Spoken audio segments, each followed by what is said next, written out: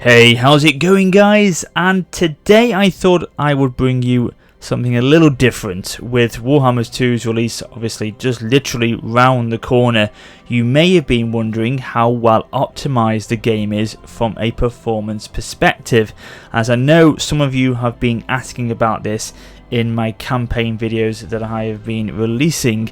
I've therefore put together this quick video just to run through the game's pre-setup benchmark tests with the graphical settings I have in place for the game and the current PC setup that I've got at this moment in time, and hopefully it will then allow you to make a direct comparison with your own setup and gauge what settings you will be able to have in order to get the best and smoothest performance out of Warhammer 2.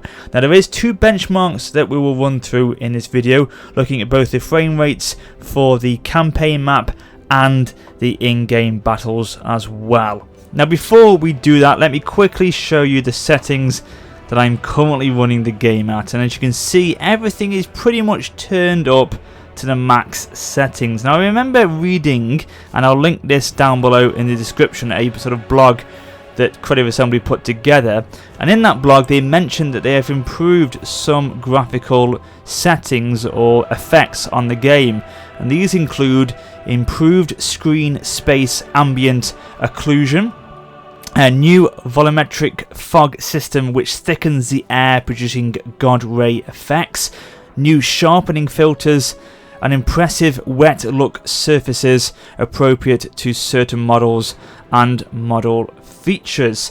So yeah, I mean obviously from that information you would think that it will be slightly more demanding on your setup, and it does seem to be the case from Warhammer 1, where I was getting on average about 5 to 10 frames more. Now Total War has always been more CPU intensive than GPU, and I feel the optimization of how the game utilizes all the cores to their maximum levels in the processor has been an issue for a while now in their games, and only with the introduction of a new engine will we possibly see improvements in this area. So now let's quickly look in detail at my actual settings that I've got for the game. So the first one is DirectX. Now I've got it set to DX11. Two reasons why that is. Firstly, because DX12 is in beta on Warhammer 2, so it doesn't work fully yet in the game, and also my graphics card, my 980 Ti, which we'll talk about in detail in a second with my other specs, it isn't a DirectX 12 compatible graphics card, so it has to stay for me at DX11. Texture quality is set to the highest of Ultra, and that can eat away at some of your frames, so be careful with that one when selecting it. And the same for shadow detail. I can afford it to be at Ultra at the moment. It can't go to the highest level of Extreme, but yeah, Ultra is okay for me, but again, be careful as it does really eat away at those frames again. So VFX detail is set to Ultra, as well as tree detail, which again can kill some frames, and unit detail, especially if you're going to have like large maximum level battles, unit detail can be a killer as well, so be careful with that one. I can, fortunately for myself, afford for it to be at this level at the moment at Ultra. Depth of field I have gone for on, because I do love the depth of field effect that it adds to the campaign map and the battle map. It's quite immersive and I like the feel and the look of it basically. So yeah, I've got depth of field on. Screen space reflections again is on for me. I don't actually know what that does. Oh, here we go. Apply reflections to reflective surfaces such as metal and water. So yeah, it adds a nice little effect to those items. So yeah, fog. Now, this is one of the new things we've got here, the volumetric fog system. So I've got it set to high, and again there you can see low fog disables volumetric lighting, requires shadows to be enabled, but I've got it set to high. It doesn't seem to affect my frames that much, so I'm okay with that one. Anti-aliasing, I've got it set to 2. Obviously this can really, as you bump it up, again eat away your frames, so I've got it set to ×2. So yeah, again be careful with that one. Texture filtering, I've got it set to the highest at 16 times there. Water detail is set to highest of Ultra, and again for some reason that can eat away at your frames, because that's I don't know if it's the case still. I know on Rome 2 it was definitely the case, but every single battle map you fought on actually had water all under the battle maps. You couldn't see it obviously because land was covering it, but actually for some reason the design of the maps all had water underneath them. So if you had water at a high level, it would again kill some of your frames. So I don't know if that's the case with Warhammer 2, but just be mindful of that one. But for me, again, Ultra seems to be fine. Grass, again, at its highest level of Ultra. Terrain, Ultra.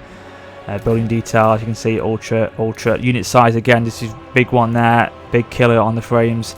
Be careful, especially if that's going to be at Ultra as well. You've got to really make sure those two are okay. So yeah, again, unit size for me is at its highest level of Ultra.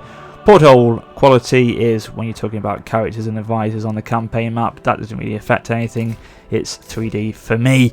And unlimited video memory, this is important because it uses, with that ticked, you can use as much video memory as your system has available. This will improve the quality but can reduce performance, because obviously if you had that unticked, the system will cap it at how much it can afford to use, and then that will lower the quality of your graphics in some areas. Even though you've got it set at some settings, it may automatically lower it down to make sure it doesn't go over your video memory. But for me, I've ticked it because the TI I've got can afford to run at a higher level. Proximity fading is, again, when you fade into units, when you go close to them, it doesn't just cut them out, it just fades them away instead of clipping them essentially. And then SSO, this can be again a big hit on the frames. Stimulates ambient lighting and shadows around the edges of objects, so you've got to be careful with that. This setting is a lot more optimized than it was in older Total Wars. I remember when I had it on set on Empire Total War, and that really did hit your frames on that game when you had SSAO selected. But for some reason now, since probably Attila onwards, it doesn't really have as much damage as it used to have. So there we go, they are my settings, ladies and gentlemen. So now we'll have a look actually at my computer specifications, so again you can judge them against the settings that I've got in place. And as well, just to mention that in every single of my videos going forward, there is a link in the description of the videos where you can actually click on a screenshot of my Warhammer 2 settings. So if you want to refer back to them later on down the line, then just click the link in the description of the videos and it will show you a screenshot of what you're looking at basically right now. So just to let you know about that.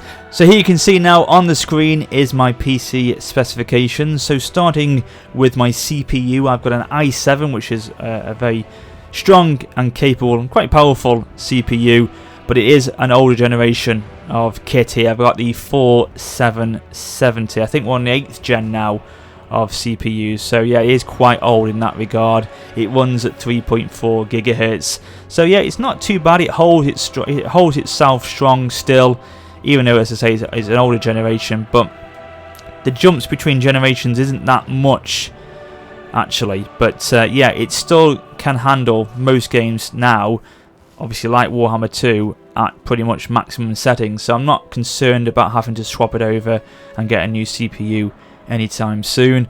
My memory is 16 gig of RAM at 1600 megahertz a second. And then we've got the graphics card. This is where, even though it's not as intensive with this game, it still produces a lot of power behind it, and that is the 980 Ti GTX Nvidia graphics card.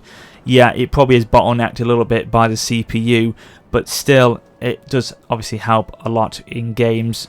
I just wished that Total War or Creative Assembly eventually start to get their games more optimized to GPUs to get more power out of them, as opposed to just going to the CPU as it seems to be at the moment. So that's that. I've got it overclocked as well within the settings, so that again adds a little bit more power to the graphics card. And that's pretty much it in terms of the actual hardware kit.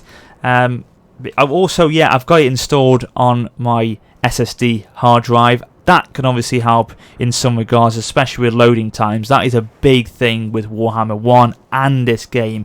If you have it installed on a normal hard disk drive, by God, the loading times are a lot longer than they are on an SSD. So yeah, if you have got an SSD, you've got space available to install this game on it, I highly recommend you do so. Okay, so now that we've gone through my setup and had a look at the graphical settings that I use in the game, it only leaves me now to run through the benchmark tests themselves. And before we actually do that, I just want to mention very quickly, with that blog that I've linked down below in the description, it also talks to you about what the minimum requirements are, the recommended requirements are, and the sort of best requirements are to run the game. So again, you can compare those requirements to this setup that you have got in place. So yeah, I'll run the benchmark tests now, enjoy them, and that's really it for me. I won't really talk anymore now. I'll just let the benchmark tests play out so you can see the frame rates that I'm getting on both of them. I hope you enjoyed the video. Thanks so much for watching, and until next time, take care and farewell.